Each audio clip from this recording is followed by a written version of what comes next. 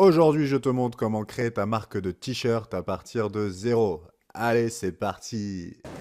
Supreme Leader, for sure. Donc, créer sa marque de t-shirt slash de vêtements à partir de zéro dans FreePicspace. Voilà les 6 étapes qu'on va devoir respecter pour créer les vidéos et les assets de cette marque que j'ai appelée Supreme Leader. Les outils qu'on va utiliser dans ce cas pratique, ça va être principalement du Nano Banana 2 et du Kling, bien sûr enrobé par du FreePicspace. Et il y a aussi un peu de Midjourney dedans. Attaquons directement le workflow. Le workflow, il est ici. Comme je vous l'ai dit, il y a environ 6 étapes.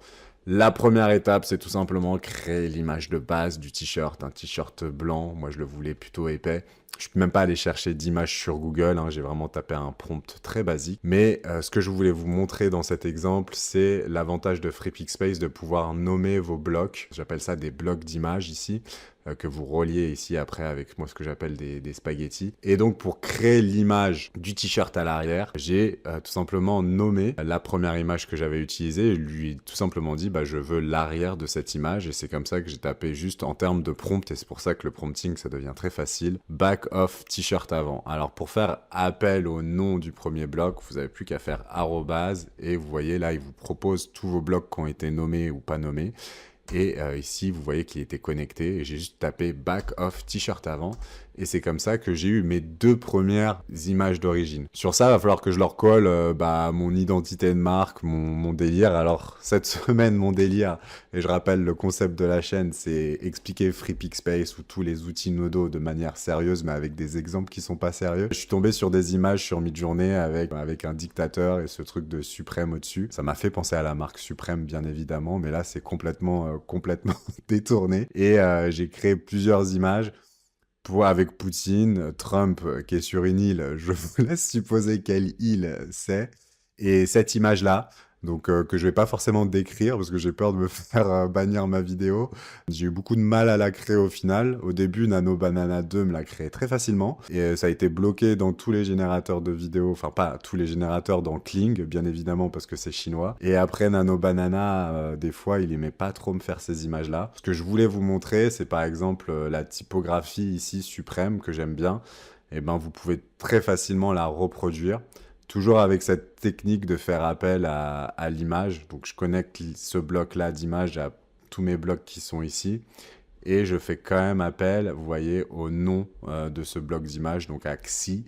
Et je lui dis tout simplement, à partir de la typographie de cette image qui est contenue dans le bloc que j'appelle Xi, marque-moi ce texte bien précis. Pour vous dire que Nano Banana est tellement intelligent que sur le texte ici, je me suis aperçu qu'il avait rajouté du texte. Ici, ça s'appelle Unless Accompanied by Unlimited Honey. Donc, il avait compris que ici, c'était une parodie de Winnie l'ourson avec ce fameux président, leader, si je puis dire, que c'est assez dingue qu'il ait réussi à faire ça. Et vous voyez qu'après, derrière, la typo, il arrive à me faire des typos des fois qui ressemblent énormément à celle-là. Donc, une fois que j'ai mon image, mon logo et mon texte, j'ai plus qu'à coller mes images sur l'avant de mon t-shirt et sur l'arrière. Et pour ça, je voulais vous montrer via cette étape ce que j'appelle un peu le batch processing qu'on peut faire avec FreePic. Ce qu'on peut faire avec FreePic, c'est que là, j'ai un bloc d'images qui contient 5 images et que je lis avec ici juste mon t-shirt à l'arrière. Et en fait, ce que je voulais, c'est qu'il me colle les 5 images à la suite pour avoir 5 générations comme vous pouvez voir ici. Et vraiment, l'avantage de FreePic, c'est que de nouveau, j'ai nommé ce bloc qui contient 5 images. J'ai appelé ça LA.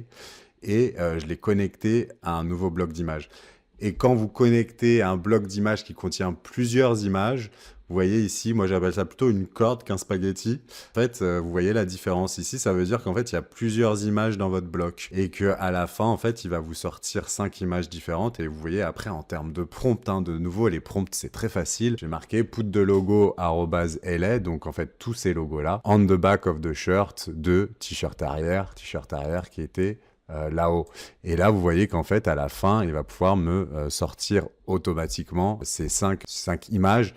Donc, c'est pour ça qu'en termes de batch processing, si vous avez vraiment énormément d'images pour un e-commerce, etc., vous pouvez coller tous vos logos, l'image de référence du t-shirt, et ça va vous produire tout ça. Si vous voulez pas que les 5 images soient reproduites sur un t-shirt, vous voyez ici, vous pouvez cliquer et décliquer et sélectionner ou désélectionner. Et en fait, là, si j'en sélectionne que 3, vous voyez, là, il n'y a que x3 qui apparaît. Si j'en sélectionne 4, il y a x4.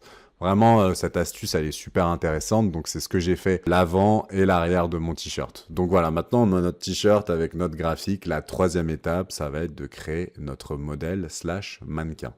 Donc, pour le modèle, moi, je me suis vraiment pas pris la tête. J'ai pris notre président. En plus, ça s'appelle Supreme Leader. Et vous voyez, le prompt, j'ai marqué Emmanuel Macron wearing a white t-shirt on a white background. Le white background, on dirait plutôt un drap, mais bon, c'est pas très grave. J'aurais pu lui préciser photoshoot dans un studio. Et d'ailleurs, vous verrez qu'à la suite, ça va me porter préjudice dans le réalisme de mes vidéos. J'aurais dû faire quelque chose de beaucoup plus propre pour avoir quelque chose de plus réaliste dans mes vidéos. Et de nouveau, hein, vraiment cette technique de nommer encore l'image. Emmanuel, là mon prompt, Emmanuel from the back. Voilà, tout simplement. Voilà pour la création de mon modèle. Et donc après, pour faire porter les t-shirts que j'ai créés, hein, c'est toujours un peu la même technique. Je vais reprendre cette photo que je vais connecter à un nouveau bloc avec mon bloc, avec tous les t-shirts que j'aimais. Et de nouveau, ce truc de batch processing, hein, je vous montre, hein, c'est pas exactement la même ligne, mais là, en gros, ça veut dire qu'il y a 3 images. Là, il y en a une ou plus, hein, mais là, c'est pour dire qu'il y a plusieurs images. Et vous voyez qu'ici, il m'a mis en x3 parce que je lui avais connecté 3 t-shirts et il m'a sorti les 3 t-shirts. Et en dessous, j'avais l'arrière. Donc voilà très rapidement comment faire pour avoir ces images. Et après, c'était tout simplement dans les sortes de boutiques e-commerce, etc., vous avez le modèle qui tourne à 360.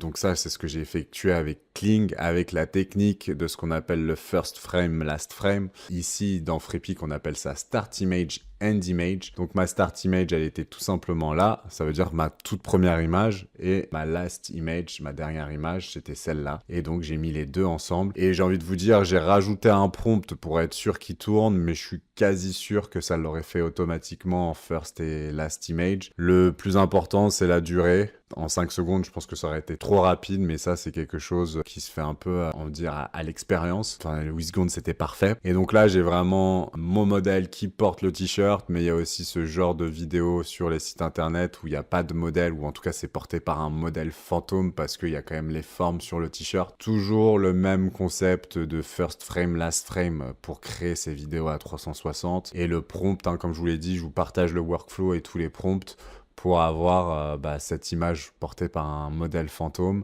Le prompt, il est ici en anglais, mais vous pourrez l'avoir en regardant le workflow.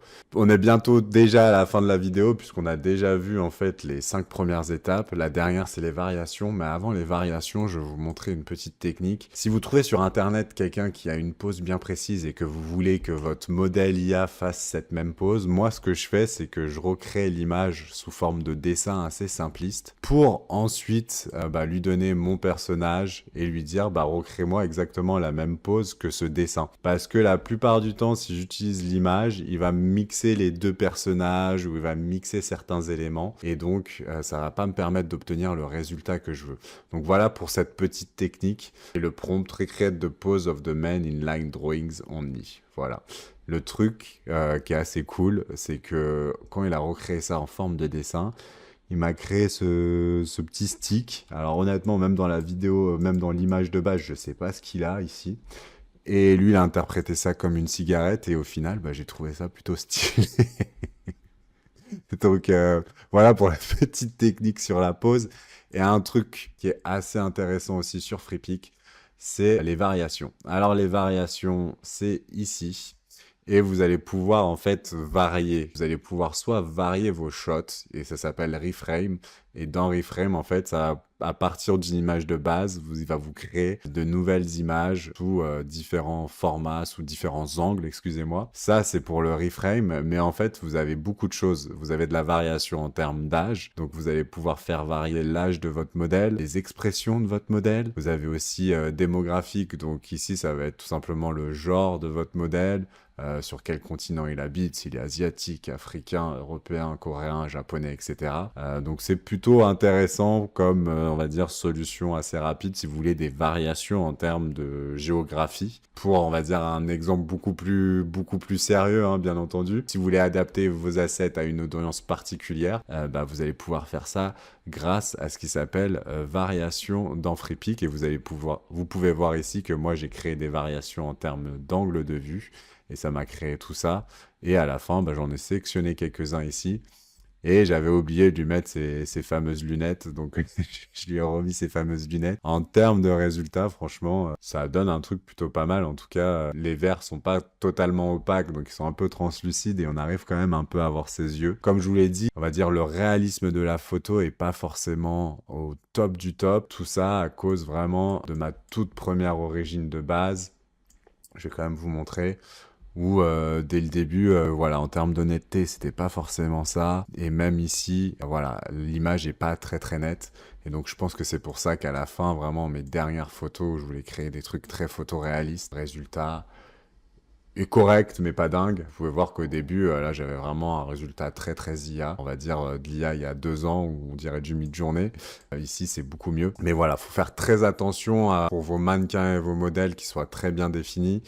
Sinon, dès que vous allez leur faire porter vos t-shirts et vos produits, ça risque d'être un peu moins réaliste. Voilà, je pense qu'on a tout vu sur ce cas pratique. N'hésitez pas à me poser vos questions et j'essaierai de réfléchir à d'autres cas pratiques pour vous. Merci et à la prochaine.